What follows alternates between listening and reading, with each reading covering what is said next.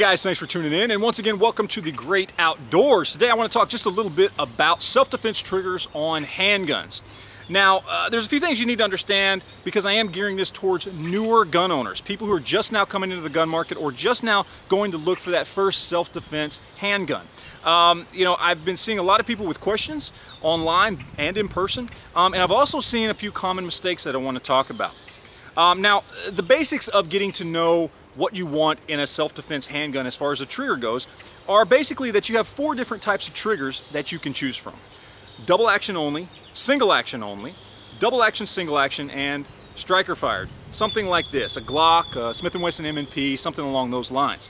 Now, essentially, really the only difference between these different types of trigger systems for these handguns, as far as you, the end user, are concerned, basically boil down to trigger pull as far as the length and the weight. The mechanisms are of course different, but it really doesn't affect you, the end user. Basically, double action is a long, hard, heavy trigger pull. Single action is a light, crisp trigger pull.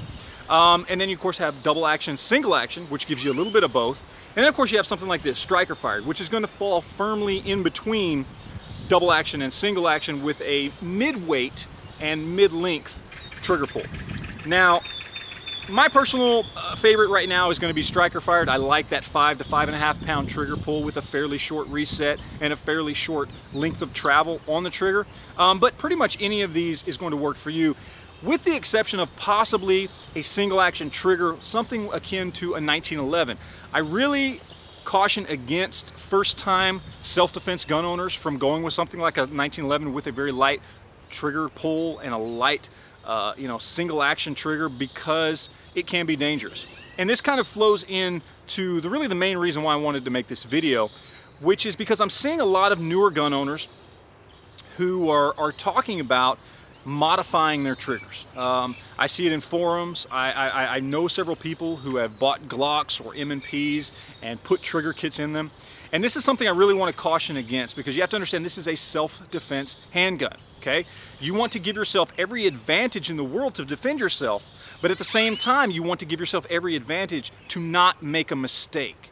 And giving yourself a very light, 2 pound, 2.5 pound trigger pull on something like an M&P or a Glock can be very dangerous unless you are very, very well experienced and very well trained. It's something you very much need to be careful of, and something I highly recommend against doing for anybody for a self-defense handgun. Even if you're not a newer gun owner, I usually do not ever recommend that anybody go and put a 2.5 pound trigger in their Glock or their M&P that they're going to be carrying or using for self-defense. Far too much room for error there when it comes to having a negligent discharge, okay? Now, think of it this way. Just like when you go to buy that firearm and you want to make sure you get a good caliber and good capacity just to keep yourself from being able to be put into a situation where you might need it and not have it, you also want to do the same thing with your trigger. You want to put yourself in a situation where you are least likely to make a mistake and have a negligent discharge, especially when people's lives are on the line, okay?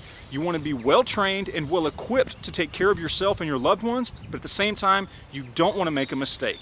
And that's why I really want to caution people against going with single action trigger pulls or with modifying striker fired triggers to be much lighter. So, anyway, that's it, guys. Appreciate you guys watching. Any questions, comments, anything like that, leave them down below, and we will talk to you later. Thanks.